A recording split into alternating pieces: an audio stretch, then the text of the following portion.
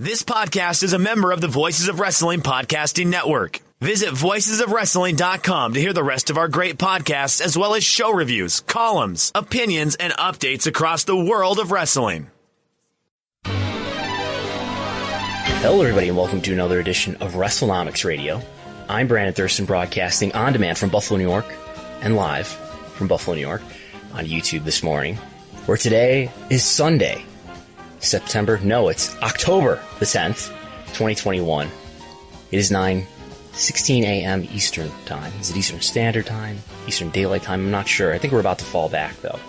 But today on the program, we will discuss Smackdown and Rampage, going head-to-head for at least 30 minutes next week, Friday, this coming week, as Smackdown will be supersized on Fox Sports 1, going against from 10 to 10:30, AEW Rampage on TNT. The first time that a main roster WWE program will go head-to-head on national TV with an AEW program. Additionally, MLW had its special Fightland on Vice. More on MLW's reported almost deal with Fox's streaming service, Tubi. More on how WWE and AEW are doing at the UBS Arena in Long Island, those ticket sales for those events coming up later this year. And Variety had an article on WWE and AEW. We will talk about that, but first.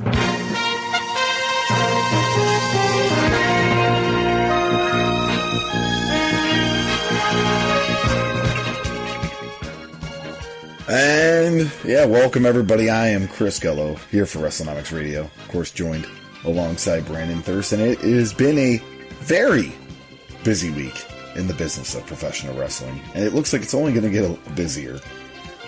Why do you say that? Well, as you said in our little intro, we have the Friday night half-hour war that will be happening. The 30-minute war. The 30-minute war. There probably was like some war in the 1600s. That was probably 30 minutes. The 30-minute war. Yes. I want to congratulate you, Chris Gullo, for hitting your cue basically last week. I finally did it. But this week was pretty good. This week was pretty much right on the beat. Excellent. It's a beautiful Sunday morning here. Yes. I got my coffee.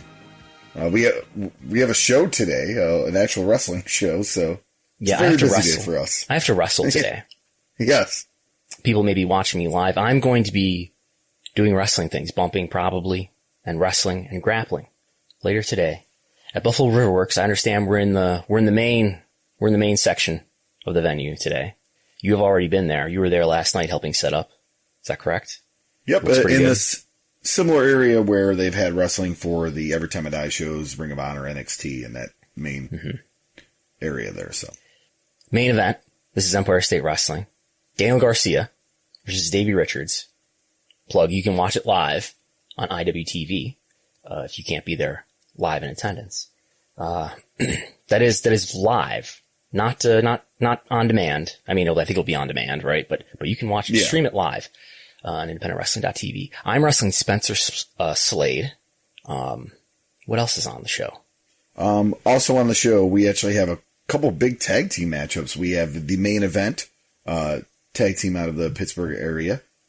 They've been all around the Northeast. They're going to be going against the High Seas, Captain Nick Ando and Cloudy. We also have To Infinity and Beyond. Cole's already doing a promo. He's just running down the card here. Cheech and Colin Delaney, they're going to be going against MSP, Main Street Posse, which is one of the indie darling tag teams of at least the Northeast area. We also have Vince Valor versus Mike Skyros in a Buffalo tables match. So yes, folks, not your traditional wrestling table. A Buffalo tables match? But the white plastic tables that you see all over the internet when Bills fans jump in there. Because yes. And are people going to, so this is before the Bills game? Because yes, we're not going to run a show head to head with the Bills. I mean, WNAW is one thing, but ESW and the Buffalo Bills, absolutely not. Bills game is on in the evening. It's the 8 o'clock Sunday night game, correct? Chiefs Bills?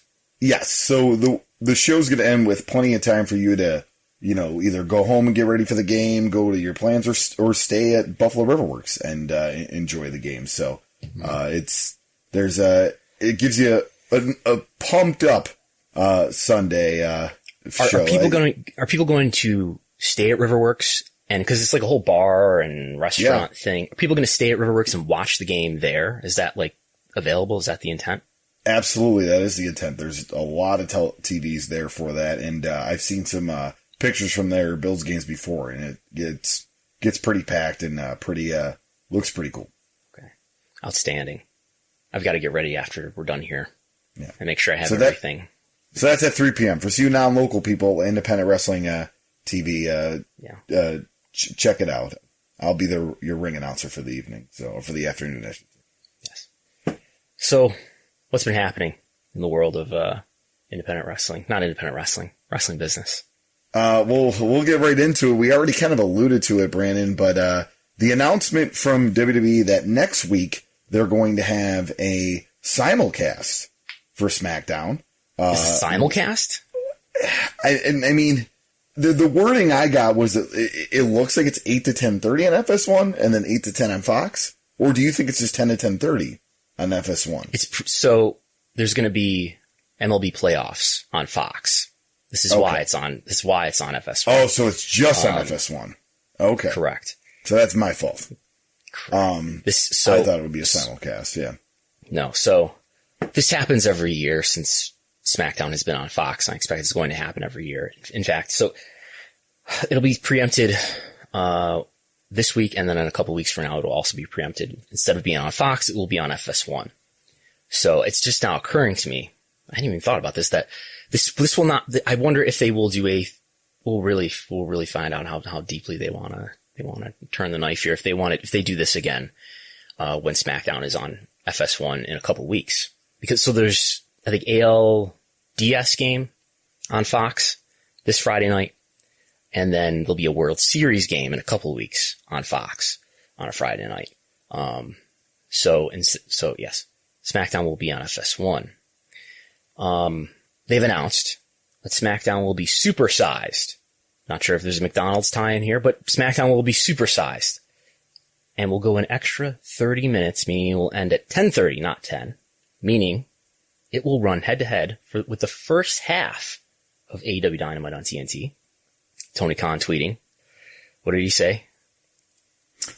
Tony Khan, this was his comments. I saw you're doing a half an hour head-to-head with us. I can't wait to finally beat your main show head-to-head.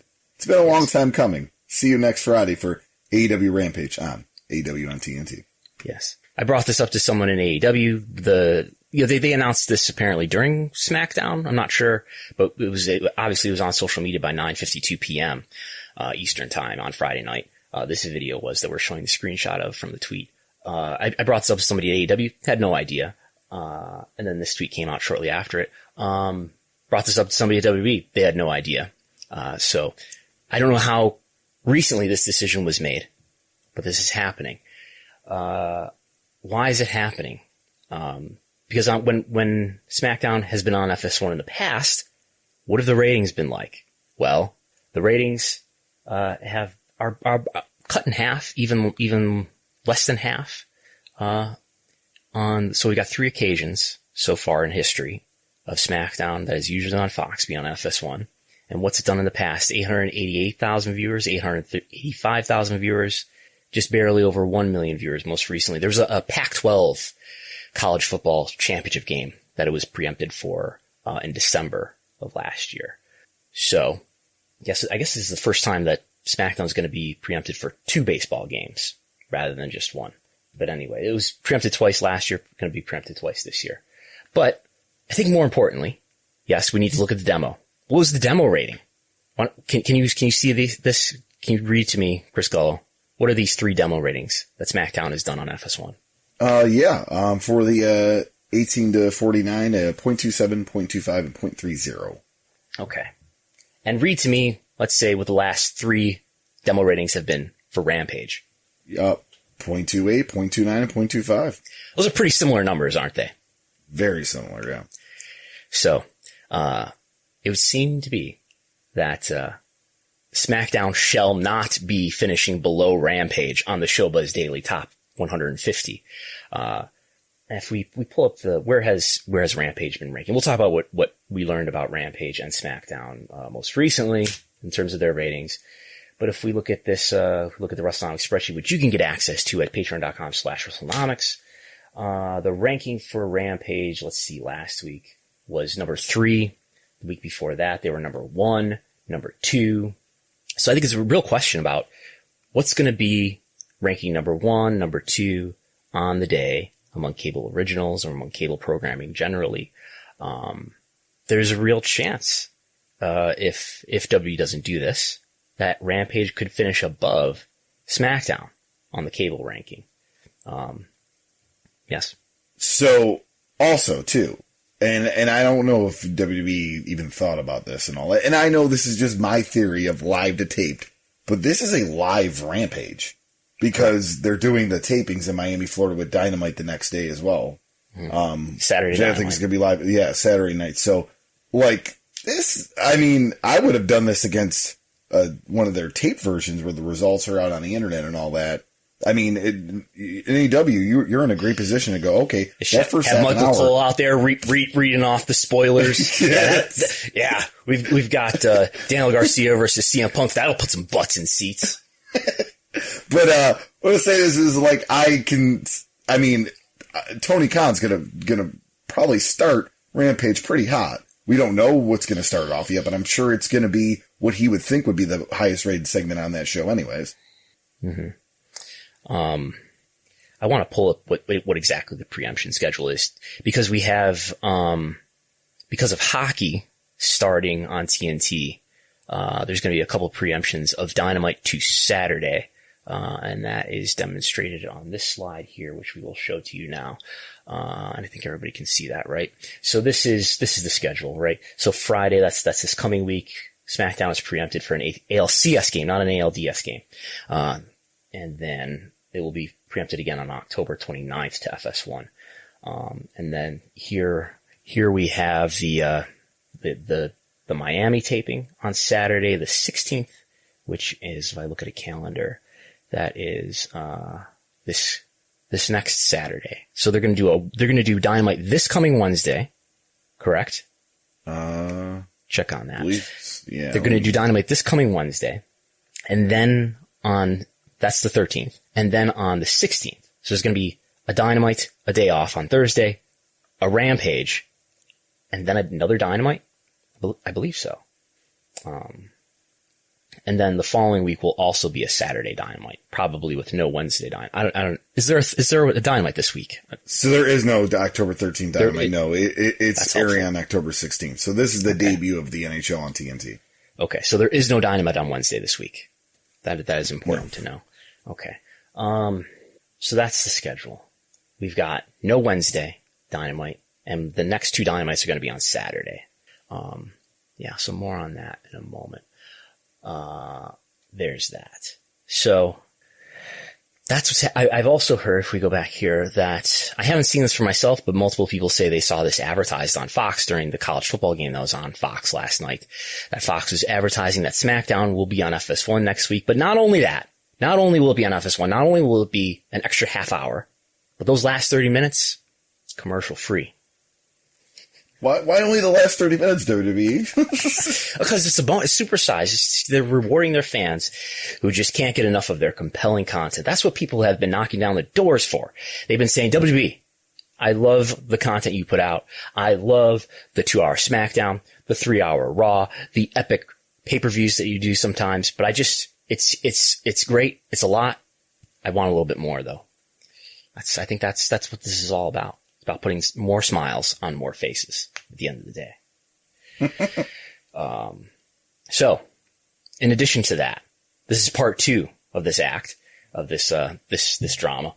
There were some extra fast ratings that came out, yesterday, called Fast Nationals. So let's have a review here real quick about the kinds of ratings that you hear talked about. Normally the kinds of ratings that we talk about and that we're going to talk about for the most part in the Gullo report, the kinds of ratings that I'm reporting, the kinds of ratings that Showbiz Daily is putting out, those are what we call final ratings. Those are the final answer to the ratings Occasionally, rarely, there are adjustments or corrections made.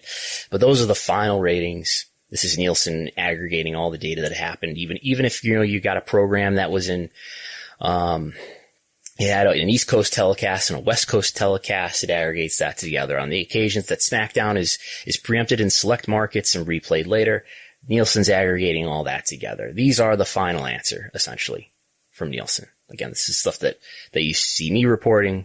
This is the stuff that you see Shubha's Daily reporting. But then there are what we'll call preliminary ratings. And there's two different kinds. What I deal with most often are the fast affiliates, because we get that for Smackdown. Fast affiliates, that happens every single week. It's always there the next morning around 10 or 11. That stuff comes out. The fast affiliates are only for broadcast TV, ABC, NBC, CBS, Fox, and CW, things that you can pick up over the air with an antenna. These end up on Shubha's. They used to end up on Shubha's Daily, but since Shubha's Daily came back to life, they have given up on fast affiliates. But this information for this fast affiliate information still comes out on not Shubha's Daily, on Spoiler TV and on TV series Finale. Those are the two sites that I'm aware of that report this stuff regularly. So we get on Saturday morning, I find the fast affiliate on Spoiler TV or TV series Finale, and we get an idea of what the rating is going to be. I do a calculation because it's usually like 5 to 6% off of the final, in Smackdown's case, for whatever reason.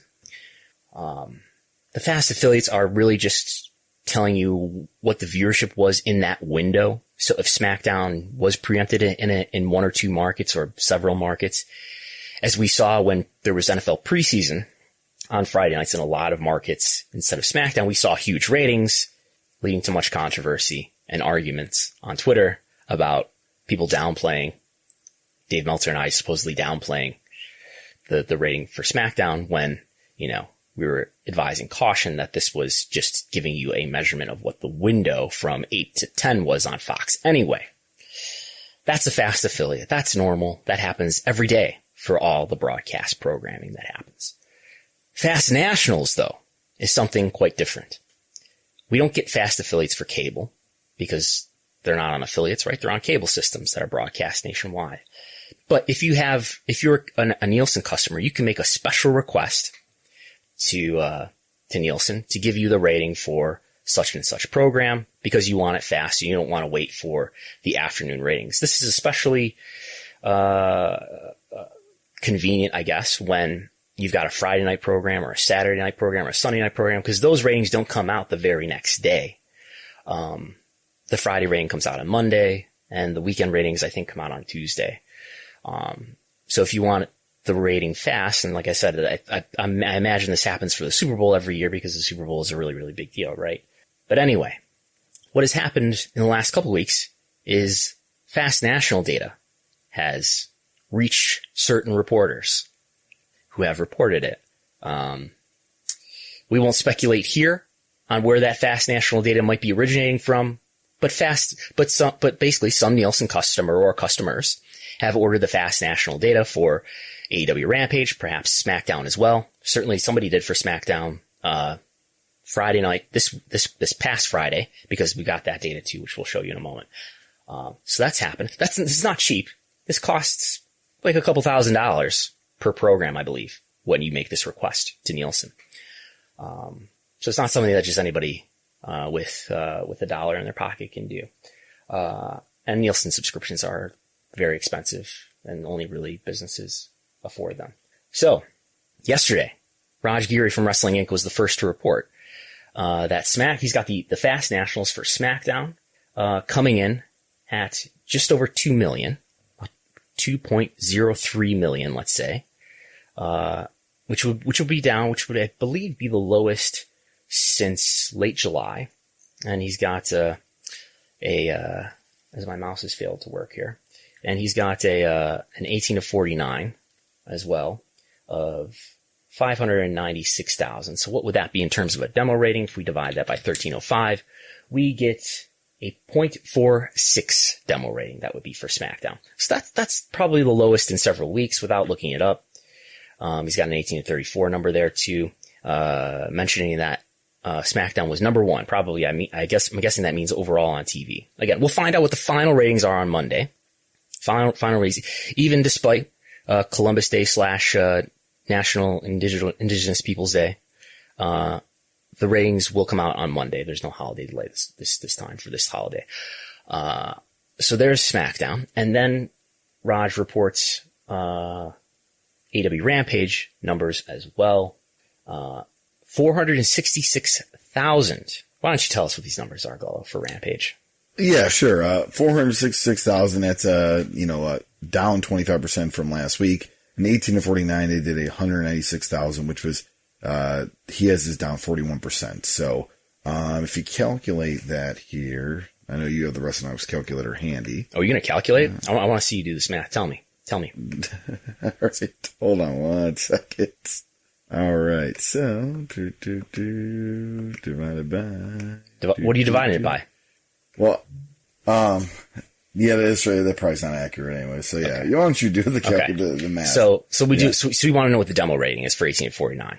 So what we do is we take the audience, which is 196,000. We're not going to type the zeros in here, and we're going to divide it by 1305. And what we get is a 0.15 demo rating. 0.15 demo rating. Total audience again, 466,000. Now this information came out last week, reported first by Sean Ross Sapp. I think Sean Ross Sapp had the information as well this week, but Raj had it first. So 0.15 demo, 466,000 total. How does that compare to recent weeks of Rampage? This would be the lowest by far. I bring up what happened last week because, the overnights, I hesitate to use this word overnights because overnights is used to describe many things.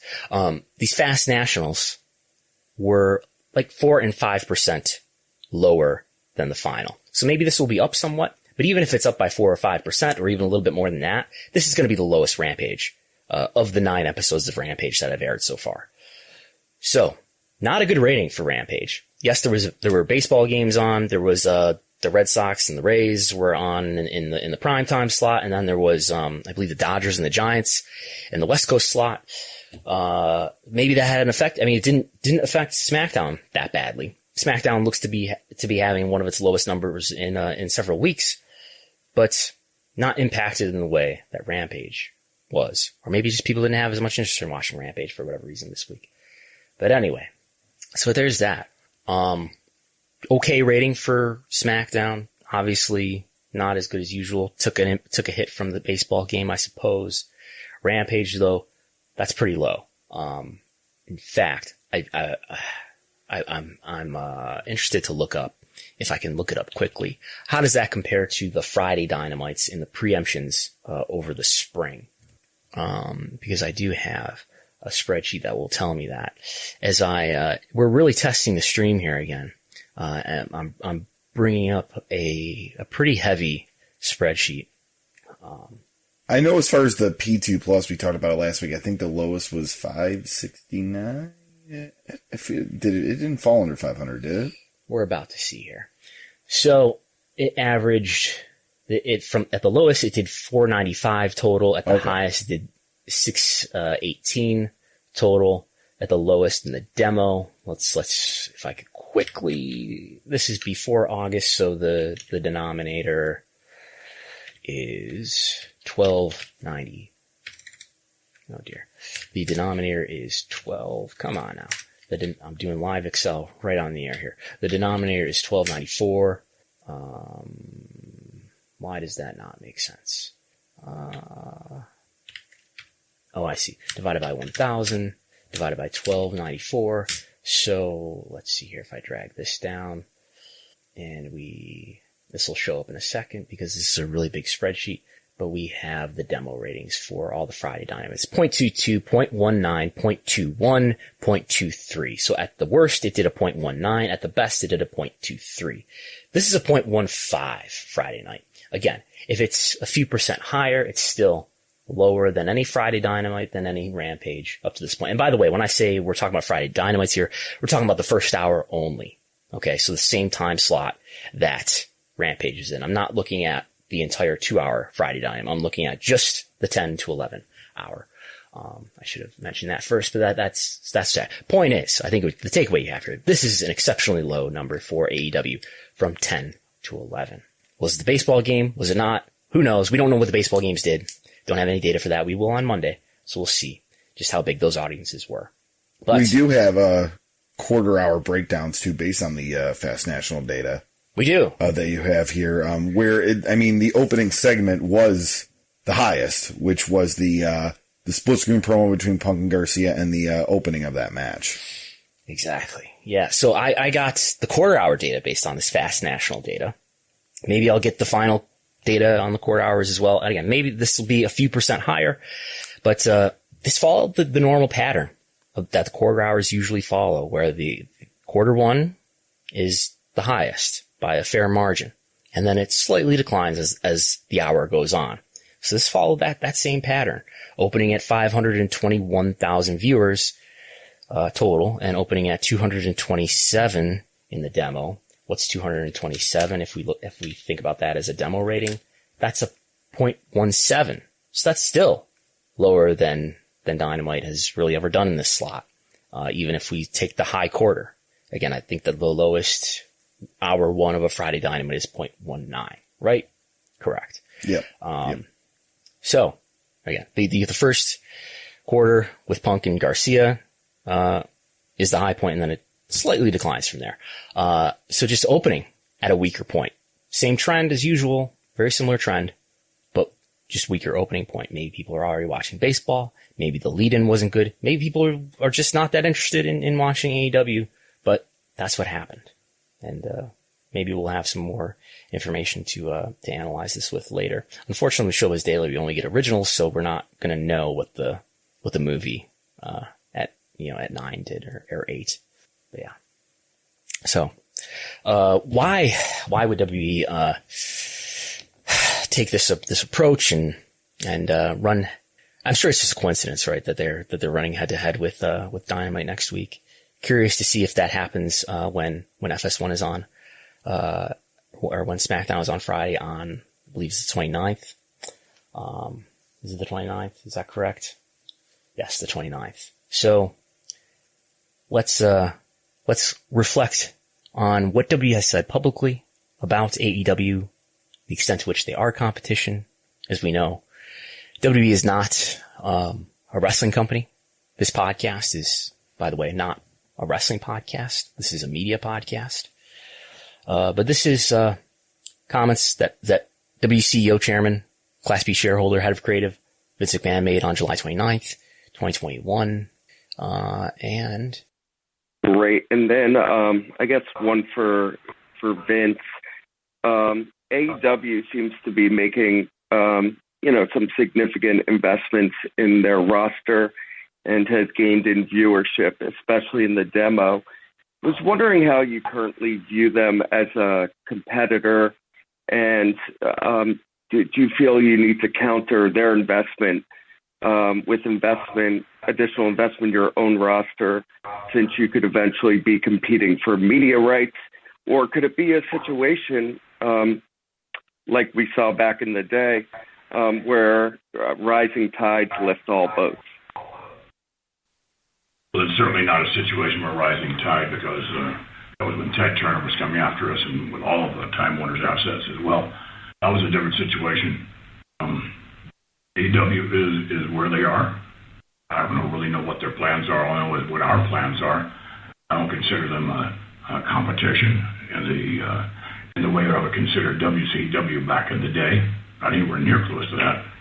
And I'm not so sure what their investments are as far as their talent is concerned, but perhaps we can give them some more. Brandon, I can add one thing to that, if that's okay. This is Nick speaking. Sure. I think the way we always look at these situations, it's sort of like a horse race where the horse has blinders on.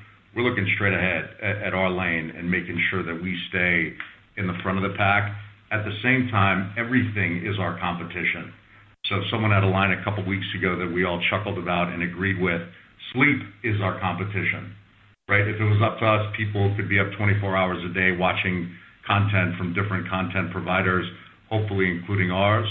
So we don't look at any organization particularly as competition, yet we see everything as competitive with what we're trying to do in terms of eyeballs. So there's that. That's an interaction between stock analyst Brandon Ross, Vince McMahon, and then W President and Chief Revenue Officer Nick Khan chiming in there too. Lou in the chat has a question before we go to the next slide here, asking how will it work for West Coast viewers this Friday, FS1 Live versus TNT, 3-hour delay.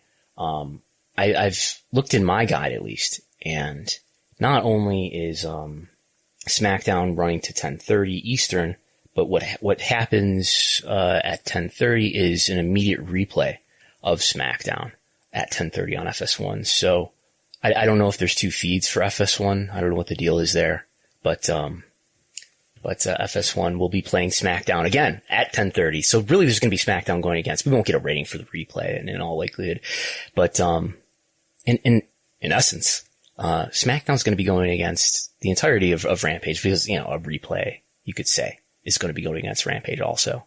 So there's that. Go ahead. No, I'm just saying, very, very excited to see what comments we hear on the conference call November 4th for the Q3 when that AEW is brought up. Yeah. Because things have changed quite a bit since that Q2. I would speculate that WWE's strategy is to publicly downplay the extent to which AEW is competition, or that they're concerned with it, which makes some sense, right? But you look at their actions, and it's something different. I think the fact that Dynamite edged out Raw in the demo in 2 weeks in September, granted, yes, that one of those weeks was when Raw was going against Monday Night Football. The other week, Raw was going against, I think, a college football game. So, yeah, different competition. I know, different competition.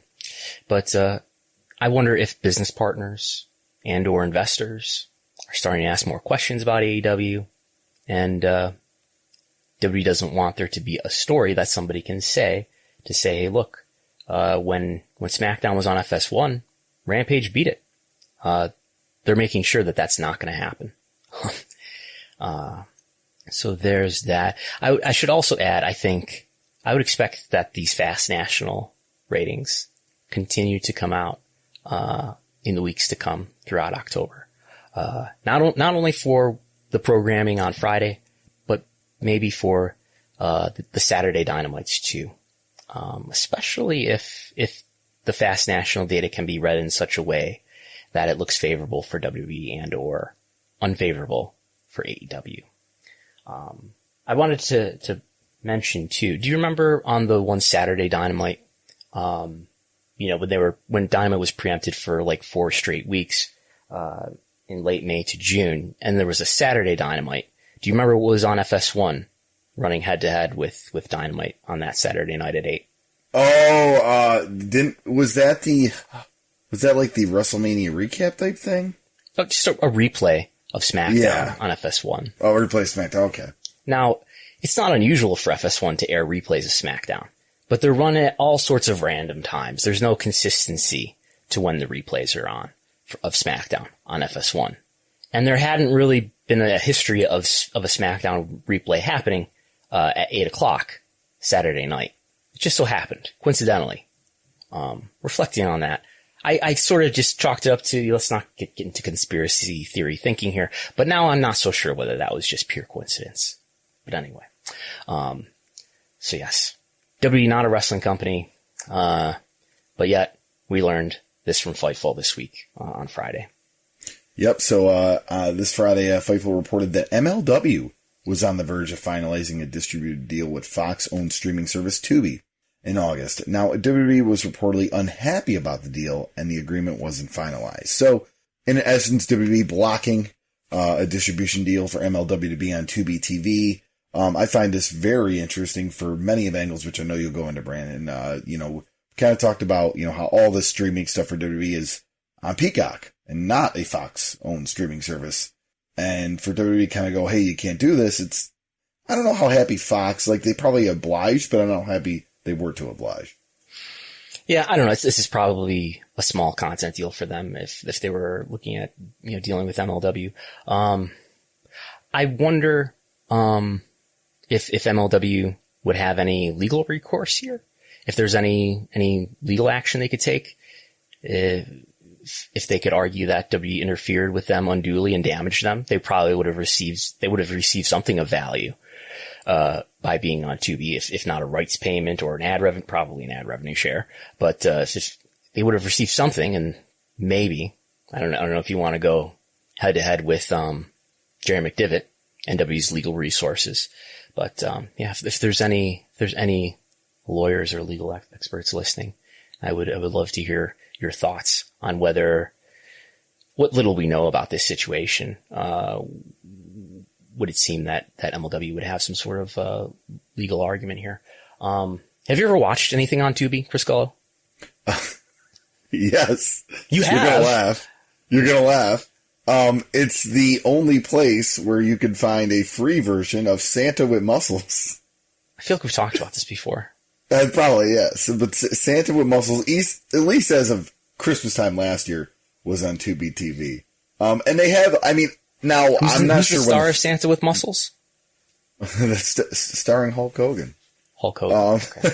But I'm not sure when Fox officially acquired them, because they've been around a little bit, and I'm not sure if they were always owned by Fox.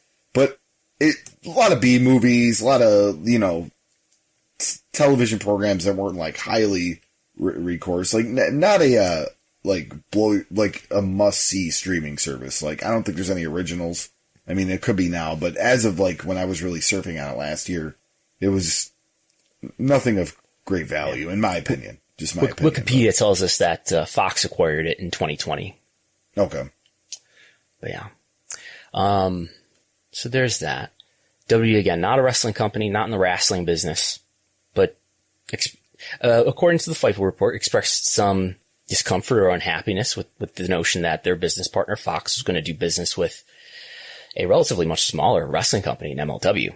So Fox, who knows what the details are, and what I'm sure it's a complicated story, but Fox ended up not making a deal that seemed to be on the verge of being finalized. So there's that. More thoughts on other wrestling competitors here. Just to make sure WWE we get their thoughts and their say. This is a clip that we may have played before. In fact, I don't know if we ever did, because this interview came out on the morning that we were recording once, so we kind of missed the news cycle. But this is just before SummerSlam. This interview was published August 22nd. This is a segment from the interview with Ariel Helwani for BT Sport with Nick Khan. I'm ready. Yeah. Okay, the theory that you're letting go of talent to build competition, they're all going in one place. Let's be honest. Let's call a spade a spade. They're going to one spot. And so it's one thing for the competition to kind of come up, and now you're going head-to-head, but it's another when the majority of the guys who are the faces of the competition were guys who are under contract with you. Is that not a weird thing to see develop in front of your eyes? So just one clarification on the sleep is our competition. What I had said on the earnings call is, hey, someone had said that, and we were all talking about it. Ultimately, it was Reed Hastings, the co-CEO of Netflix, who said it, so I want to make sure he gets credit for the great line. Everything we look at, so I'll ask you a question back, and then, of course, I'll answer your question. You and I have known each other now for how long? Since 2015. I've known of your work for far longer than that. Maybe you knew a little bit of my work. Have you ever seen me talk about or think about any competitor of mine? That's the honest truth. Never. It's not what I do. It's not what we do at WWE. What I do and what we do, we look ahead. Where are we going? It's almost like, and this was from Jimmy Iovine in the Dr. Dre Iovine HBO doc a couple of years ago. He said at the end, he's like, you got to look at these things like a horse in a race. They put blinders on the horse. Why do they do that? So you're not looking back to see what the other horse is doing. The horse does that. They're going to trip and break their leg. I believe in my career, I've always operated that way. I know WWE has always operated that way. We look ahead. So our decisions are based on what's best for us, and whatever anyone else does with that, good for them. And there you have it. Nick Khan saying that they're only focused on themselves. This is a line that we've heard Paul Levesque say as well. Like a horse with blinders, focused straight ahead. They're not looking this way, that way. They got blinders on and they're looking straight at their competition. I mean, they're looking straight at the finish line. Except for sleep. I think they're looking at sleep. I think that's a really hurt them in the demographics for Raw those 2 Mondays. I think people were just very tired, and sleep got one up on them. In fairness to them, you could say that, well, why is the third hour of Raw often the least viewed of the 3 hours? Because people are going to sleep. There's something to that. But Nick Khan saying he doesn't even think about competition. Sort of inquiring with Ariel Helwani. He doesn't even think about it. There's clearly something else happening here. What else could be bothering WWE about AEW this week? Well, tell us what's happening with UBS Arena. Yeah, so at the UBS Arena in Elmont, New York, tickets distributed to our good friends at WrestleTix. Right now, AEW has 7,481 tickets distributed for their December 8th Dynamite, where Raw only has 2,716 tickets distributed for their November 29th Raw. Mm-hmm. So this is more than doubling what Raw has done. Maybe Raw will come in and get a lot of ticket sales in the end. I suspect they will. Maybe this margin will get closed a bit, but it certainly looks like at this point that AEW Dynamite is going to outsell Raw, this is a pretty like-to-like comparison here. This is not a case of WWE running a house show against a TV taping, or running a TV taping against a pay-per-view. This is a Raw and a Dynamite.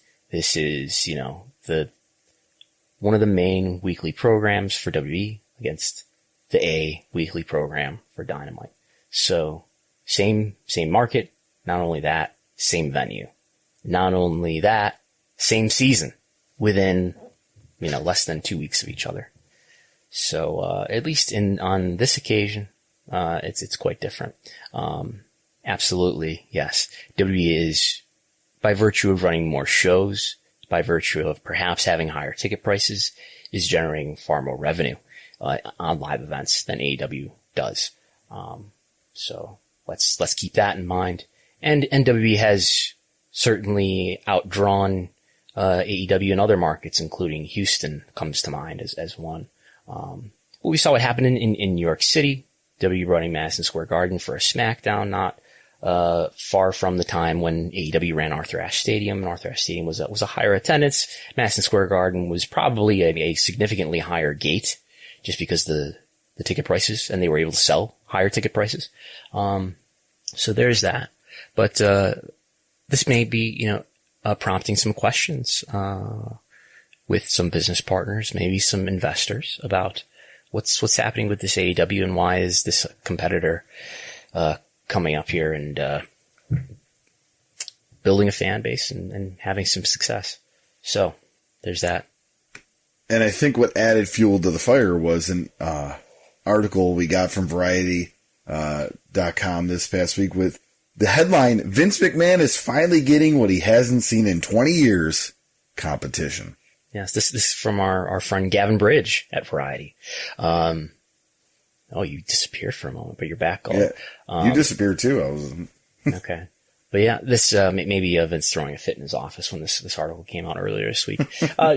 Just reviewing some data that we're aware of, including the TV ratings. This is a different metric. The number of U.S. households that are watching Raw and Dynamite, just showing that from early August to early October, that the gap is narrowing between Raw and Dynamite. And then this is the P18 to 49 demo rating, which is here referred to as the cable TV rating pro wrestling shows did in the P18 to 49 TV audience share, which is just another way to say P18 to 49 rating. If the y-axis is any indication here, showing trends that listeners may be familiar with Dynamite edging out Raw just barely on 2 occasions, early September. And the margin being pretty close in other weeks, but in the most recent week, Raw well ahead, and Rampage well ahead of NXT. And then we've got some information from a firm called Diesel Labs. Not sure how big the sample is here, or maybe this is just an analysis of all social media activity that's out there, but showing that WWE fans are talking more about AEW, and AEW fans are talking less about WWE. That affirms the intuition that I have about the trajectory of these two companies. WWE well ahead, but ceding more of the mind share and the activity and engagement to AEW. And then, finally, this is with a pretty small sample, with an N of 139, but this is a survey from the Maru Group for the Variety VIP platform, surveying this sample of fans on who does what better, AEW or WWE. WWE does better storytelling, AEW has better matches on TV, WWE has slightly better matches on pay-per-view, WWE has better most entertaining characters. AEW has slightly better audience reactions in the arena. Maybe that's partly due to WWE's crowd sweetening. But anyway, and W is far more suitable for kids. That sounds right. And overall, the most exciting, AEW just ahead of WWE. All right. So Variety, probably one of these publications. I mean, you can write bad things about WWE all day on the dirt sheets. But Variety is one of these publications that W actually cares about, and they love their mainstream media. And but Gavin Bridge has been writing some analysis that has not looked on WWE so favorably in the last couple of years, adding fuel to the fire that there is a war going on. So, for those people who believe it is a war. All right, so yeah, we're moving on to the Gullo report. What are all the ratings? We already got into the Smackdown rating. Just the final rating from October 1st was 2.25 in the P2 Plus with a 0.62 in the 18 to 49. So, pretty good rating for them right there, especially in the 18 to 49 from last week on October 1st. And we already discussed the Rampage rating, but if you compare that to the week before, 622,000. With a 0.25 and the 18 to 49. So that looks like a significant drop this week.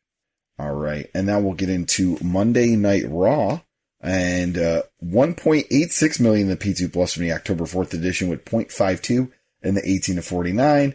That is up from September 27th edition with 1.71 million in the P2 Plus and a 0.48 in the 18 to 49. It's an interesting increase. Draft episode. Not sure if there was... Yeah, that makes sense. And stop me if you want to add anything here, Brandon. Just keep going. We can go through these pretty fast, I think. NXT, Tuesday, October 5th, 632,000.13, slightly down from the week before, 660,000.14. So maybe this is where they live, for at least a while. Go ahead. The numbers for NXT are not encouraging. I think they were going against a baseball game. I think we're going to have baseball playoffs just about every night for the month here. But the median age, I believe we talked about this on the Thursday live TV ratings talk. Just the median age was 62, which is the oldest I would guess that it's ever been. And I know that, others have reported, and I've heard it too, that this is supposed to be something that's going to attract younger viewers, this new vision of the more colorful, NXT, but it seems to be doing the opposite. Additionally, this notion that, this NXT is turning off women, I don't know. The female viewership, the women 18 to 49 had been on the decline before this. If anything, it's stabilized since the 2.0 rebrand, but the big change is it's just the audience is getting older, and I think there's just, as I argued on Thursday, there's just less and less urgency to watch this because it's less and less significant or newsworthy, and the people who check in or out are the younger viewers. The people who stay are P50 plus. So it's not a case of NXT attracting in an older fan, but just increasingly not attracting the attention of younger fans. All right. Moving on to Wednesday, October 6th for the AEW Dynamite. 1.05 million with 0.37 in the 18 to 49. That is down from the September 29th edition, which finished at 1.15 million with 0.45. So a little bit of a drop here for AEW, but still over 1 million, which I think is pretty impressive if they can continue that trend. Roads to the Top, which had the lead in from AEW Dynamite, did 369,000 with 0.16 and 18 to 49. That is down a little bit from their debut episode, which did 422,000 and 0.17. Impact from Thursday, October 7th, 111,000 with 0.02 in the 18 to 49. And that is a little bit down from 115,000 and 0.03 on September 30th. Dark Side of the Ring, the episode on Bruiser Bedlam, also known as Johnny K9, that did 137,000 in the P2 Plus with a 0.05 in the 18 to 49, and that is down from the FMW episode with 126,000 P2 Plus, but better demo rating as 0.04 on the September 30th edition. Dark Side has really weakened this season. This was the second least viewed Dark Side of the Ring episode in both total viewership and in 18 to 49. I think last week was the least viewed in total viewership, and this is the second least viewed in the demo, next to the very first episode of Dark Side of the Ring in, I think, 2019, which is the Randy Savage and Miss Elizabeth episode. Well, the internet died. That was, what time was that? 9:30, 10 o'clock or something? It was like at 10:30 in the morning, yeah. Yes. My internet died. I realized that I probably have to figure out a way to hardwire the Wrestlenomics supercomputer in the future to prevent issues like this again, which will mean running like a 50-foot Ethernet cable from the living room to the office, or excuse me, from one part of Wrestlenomics headquarters to the other. But anyway, it's still Sunday, October 10th, 2021. My eyelids are half open. The Bills are about to start to play a game, and Chris Scullo has agreed to join us to finish this podcast. I thought that the Bills are going to start at 8 in like 2 minutes from now. 8:25. It's 25. Football, okay. So we do have some time then. Okay, good. I'm yes. glad we're not violating your religion or anything here. That's good. All right. What were we talking about? Do you remember? Let's talk for a moment about. We just were at an ESW show. I just wrestled. That's why I'm a shell of myself. Yeah, it was a really fun show. But I do want to wish speedy recovery to TJ Crawford. He hurt his knee real bad. Oh, we had to stop the match. Yeah. So. Oh wow, that's terrible. Yeah. So. Who did you wrestle? Alec Price. Okay. How was the show? Otherwise. Show was very good. Main event delivered everything it was supposed to. I think I have a new favorite. The main event was Garcia Richards, Daniel Garcia, David Richards. Yes. I think I have a new favorite tag team in the main event. Duke Davis and Gannon Jones Jr. Those guys really impressed me. Mm-hmm. It was a great show. You had a good match with Spencer Slade, an up and comer. How was my match? I actually really liked it. Really? I think people realize like, okay, the chain wrestling is good. Because I think people were like, oh, chain wrestling, and they're like, oh, okay, it's chain wrestling, like, in the amateur style, and I think it came off really good. People were captivated by my chain wrestling, is what you're saying here. Is that that's the takeaway? That's exactly what I'm saying. But yeah, it was a great show. Crowd really hates Kevin Bennett. He's doing good at being doing good at being a heel. Mm-hmm. And yeah, there was Ace Romero and Bill Collier was a knockdown drag out fight. That was awesome. MSP against Divinity and Beyond was great as expected. Vince Valor and Mike Skyros did a Buffalo tables match, which is a plastic table instead of a wooden one. Yes. Not a flaming table, though. I was disappointed. Anyway, this is all on IWTV. You're not, well, it doesn't matter. I'm doing video, but I've not put you in the video. But anyway, I managed to forget my jacket, and you recovered it for me. Yes. Thank you. I'm the worst.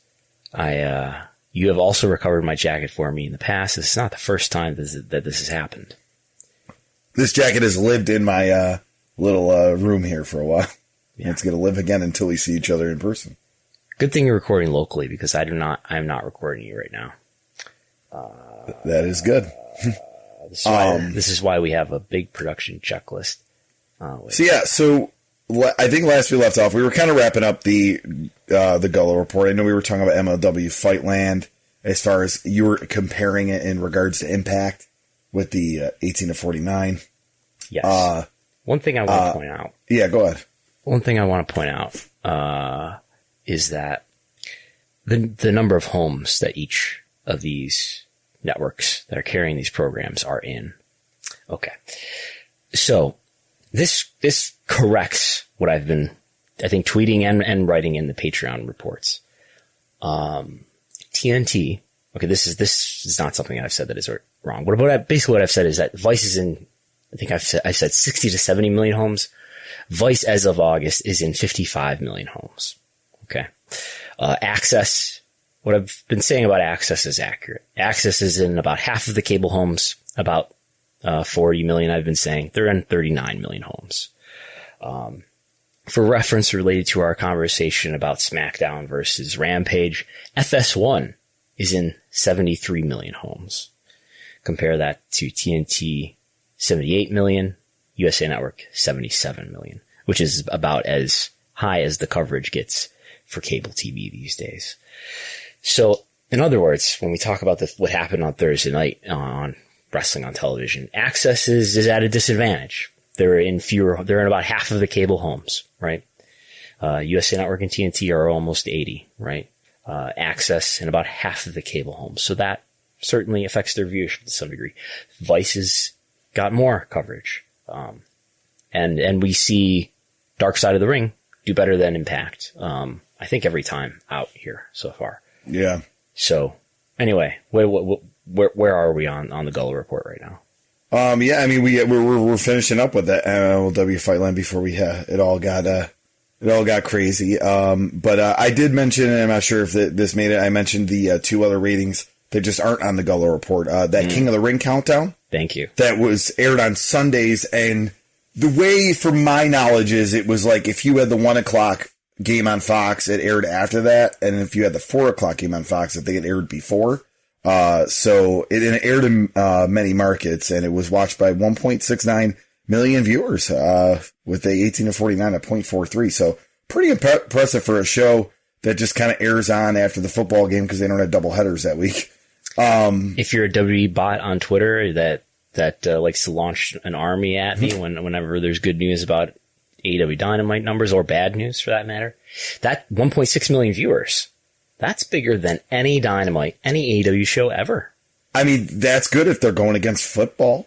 I mean, they are. There's football on CBS, doubleheader, so. Also had a lead-in from football in a lot of these cases, but whatever. And then, heels. Well, most people, by the way, didn't even know. I didn't even know that was. No idea it was a thing. Yeah. Anyway. No. And I was at a football game, so I had no idea that Fox was airing that afterwards. Yeah. So it's not like this was someone's appointment TV. It's clearly leading.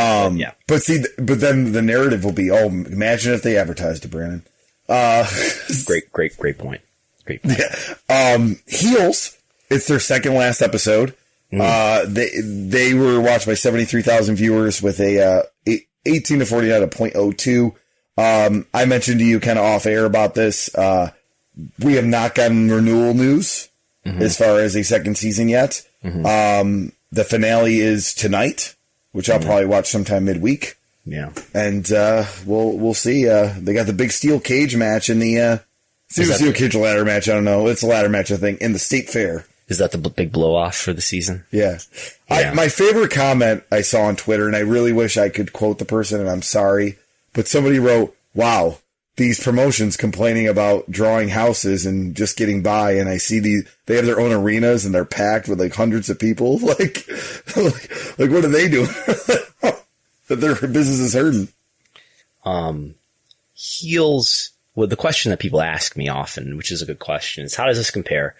How does the linear viewership anyway, which is all the data that we've got? We don't have any streaming data. None of that is really, I think, known beyond the internal streaming networks. But anyway, in terms of linear TV viewership, and I do have some DVR viewership. I haven't had that updated for the most recent week or so, but at least when you look at the first run viewership, compared to other programs that Starz has aired, Sunday night seems to be their slot for putting their scripted programs, their new one, their series, right?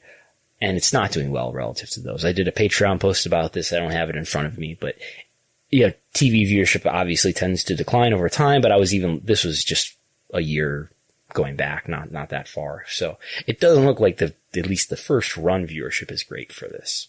So maybe it won't be renewed. Our only comparison has not even aired yet. I don't even know if it has been produced yet, but, I don't know if you remember last year, around April, 2020. So it was a little bit after the pandemic started, but that HBO announced that they were doing a scripted pro wrestling TV series where The Rock was going to be involved, and they were going to call it Trey CNT, and it was going to be about like a struggling independent wrestler. I don't think we've heard anything new since then, but that would probably be the best comparison once that happens. Other than that, and I mean, Glow, the thing with Glow is it's Netflix, so it's a completely different realm. And I can't think of really any other scripted wrestling series in the last decade or so that we would have like actual good data on. I mean, there was that show Nikki in the early 2000s. What's that?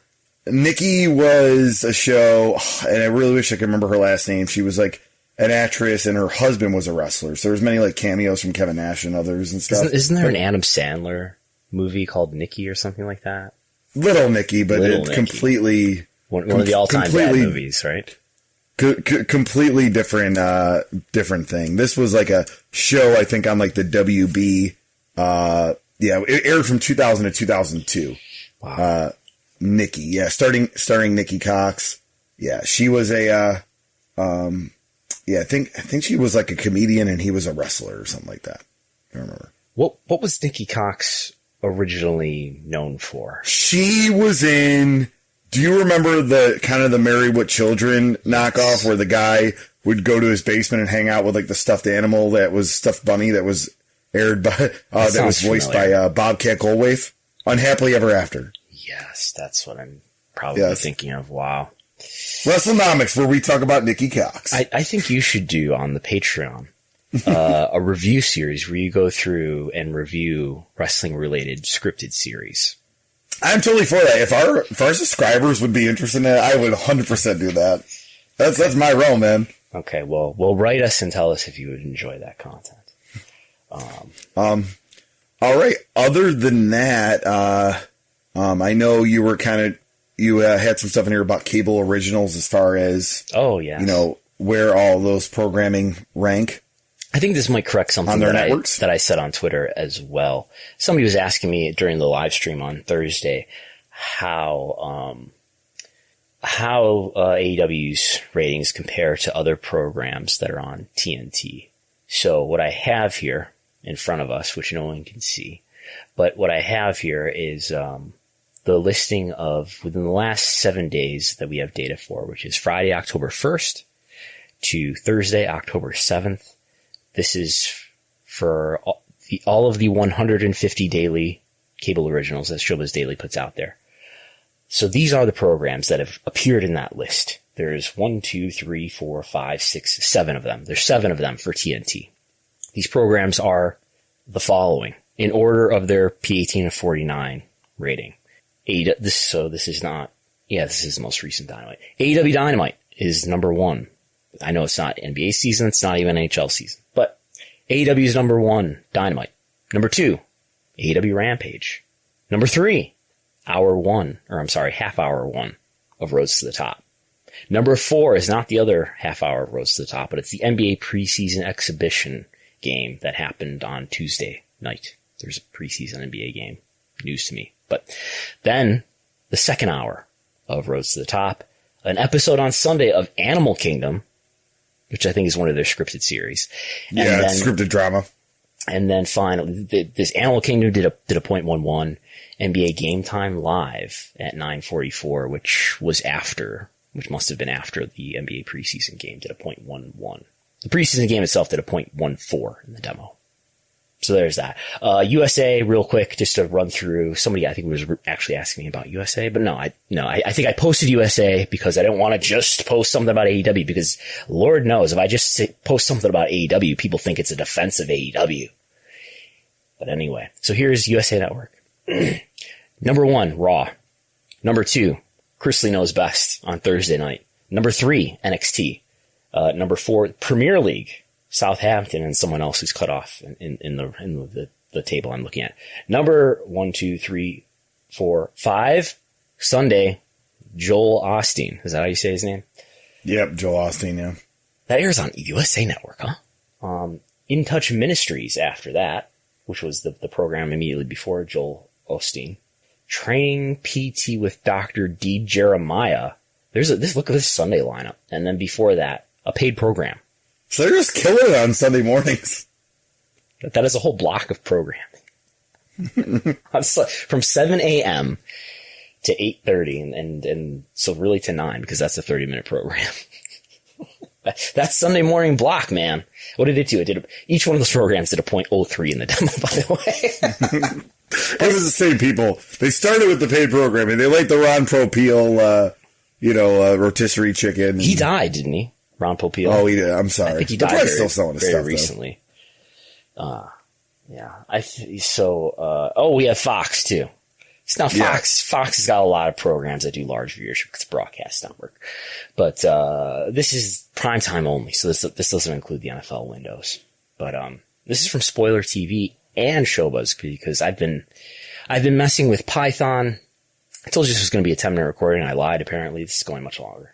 But we'll be done before the Bills kick off. I've been messing around with Python to unify these data sets. I know Showbuzz has broadcast data too, but it's a little harder for me to run through OCR. No one understands what I'm talking about. Anyway, number 1 on Fox for the week, for those 7 days. NFL football at 9.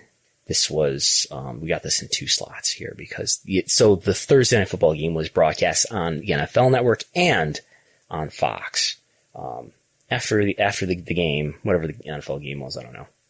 Did a really big rating almost. Did more viewers actually than Monday Night Football did this week. After that, Masked Singer. After that, 911 with a .85 demo rating. And then number four, fourth in the demo for Fox in a week that included NFL football. WWE Friday Night Smackdown. Thursday Night Football was a big game too. Yeah, not this most recent Friday, because we don't know what the final is for that. Only the Fast Nationals is everything that we have finals for. So this was 2 Fridays ago, Smackdown, to give you this is just an example. This is not, it's not representative of the whole year or something like that, but it's just a taste. Followed by that is The Simpsons, The Resident, Family Guy, Bob's Burgers, Alter Ego, The Simpsons, The Great North, Our Kind of People, Baseball Game, and The Big Leap. So there you have it. That's to give you an idea of where does wrestling fall in the grand scheme of TV. Pretty good. Doing pretty well. We have November 4th. We have something to do. Yeah, it's third quarter time. We'll have the conference call and then all the fun stuff that we get to do at Wrestlenomics after, where we break down the quotes and stuff that's released, and I'm sure they're going to be talking about fresh off their large scale international event. Very true. That will be in the quarter. Very good. Yes. But as we saw at the last conference call, they did talk about a lot of stuff that was in Q3. They were happy about SummerSlam coming up and the live crowds, and there was a lot of Q3 foreshadowing. There's definitely an outlook, yeah. But it's $50 million. There's not really any question about what it's worth. But yes, November 4th, Thursday. I've got to figure out what I'm going to do, because I've started in the last couple months to do these live Thursday TV ratings talks at 5:30 p.m. Eastern. That would be if I did that would be in the middle of this conference call. So I'm going to have to push it back later and do it all in one. And I'll probably be able to join you. Maybe Bella will join me. Yeah. So we'll keep you updated on what's going to happen there. I will do an estimate of what I think the financial results are going to be. We should note Mike Hickey of Hammerlock. Mike Hickey is the analyst who is famous for some 6-7 years ago. Vince McMahon promised him that if they didn't triple their TV rights fees at the time, which were in the middle of being renegotiated, that Vince McMahon promised Mike Hickey over the phone on a public conference call that he, Mike Hickey, could put him, Vince McMahon, in a hammerlock. Mike Hickey has relayed to me in a LinkedIn comment on one occasion that he has not yet redeemed his promise of putting Vince McMahon in a hammerlock. In any event, Mike Hickey from Benchmark. He's with a financial firm called Benchmark. They put out a report on WWE, upgrading their financial expectations. So they're on the high end of, they're predicting financial results that are better than what the consensus is. The stock market reacted to that by, the shares for WWE went up 1.7%, on Friday, closing $58.82, which is the highest that WWE shares have been since late June. Yeah. Chris Gullo, not a WWE investor. Not currently, no. Not currently. Do you have any plans to initiate any such positions? Not right now, but I guess I need to get into this Shiba Inu coin. That's now a thing. It's like they took the dog that's part of Dogecoin and made their own coin, Shiba Inu coin. Oh my goodness.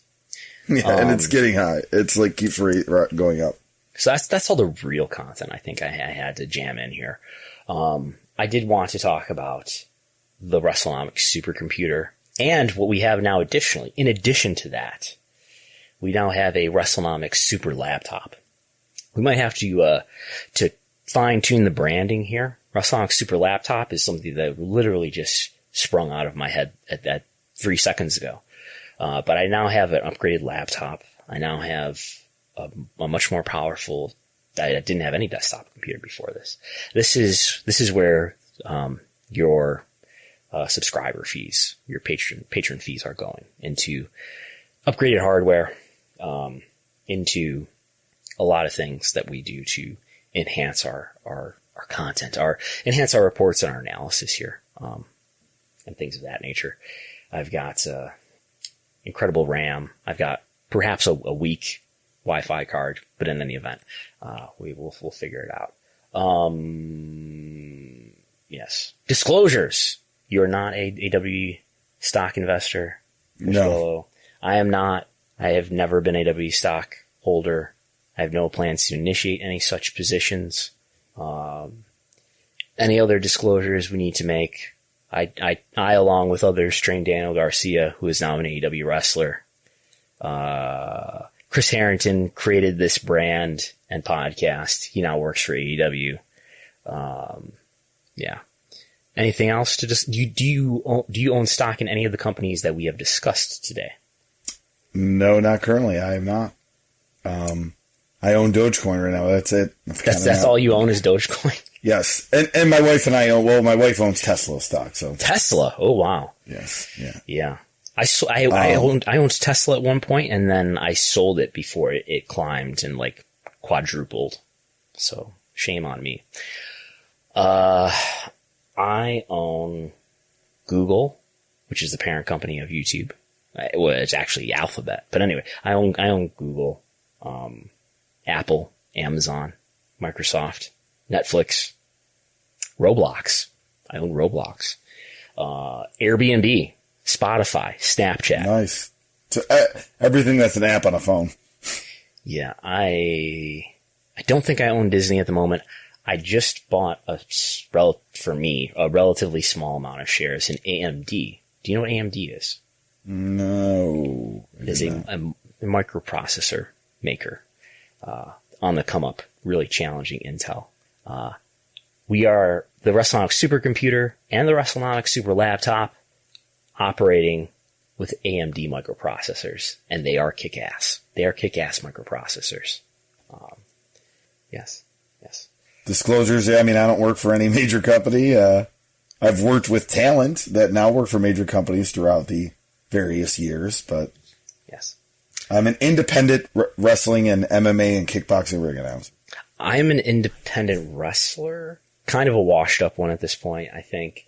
You are not giving yourself enough credit. Has the scuttlebutt traveled about what I discussed with our promoter today? He told me, like, privately, but, you know. Yeah. I'm probably going to take a break from wrestling, I think, at least until I'm more able to perform at a level that I will be satisfied at. So yes.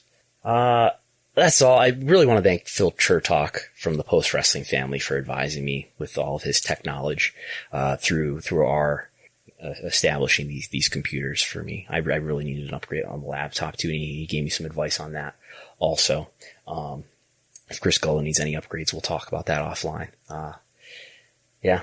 Thanks as always. I don't say that. I always forget to say this, that thanks to Jason Ohnpresser for writing our articles on Wrestlenomics.com. Yeah, he's great. And this is the Voices of Wrestling Podcasting Network is our distribution partner. As I sat in the upper deck and watched Daniel Garcia versus Davey Richards, I was in the Wrestlenomics, not the Wrestlenomics, and I was in the Voices of Wrestling Slack. Joe Lanza was tuning in via IWTV. Joe Lanza, if you don't know, somehow you're listening to this podcast and you don't know, he's the co-host of the Voices of Wrestling flagship podcast. He asked me, is that Gullo? And I said, yes, I confirmed that to him. But anyway. What do you think? Because I was very MMA. I don't know. He just wanted to know whether that was you. He did not elaborate. But yes. And that's all. Plugs. Chris Gullo at Twitter, Facebook, Instagram. The rest of October is pretty quiet. You know, got my 4-year wedding anniversary coming up. Going to do something with the wife. Keep it pretty chill. But there will be a new episode of Rediscover the Indies later this month. It will be part 3 and most likely the final part of the NWA title and all the business of the NWA from 2007 to 2017. So basically, TNA ends the partnership until the purchase of Billy Corgan. And we've already had 2 parts. Have been great. Look for us to be very active on social media the week of the XPW Dark Side episode, as we'll be sharing a lot of our previous episodes on that. Excellent. Their street team was at ESW today and did not say hi to me. Whose street team? The XPW street team? Yeah, they're wearing the XPW shirts, and I know they're the street team because they were handing out flyers in Rochester when I attended AEW. Do they have a show coming up that they were promoting? Yes! You did not know this? You're not aware of this? No.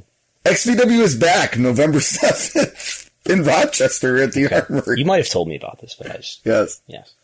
Okay.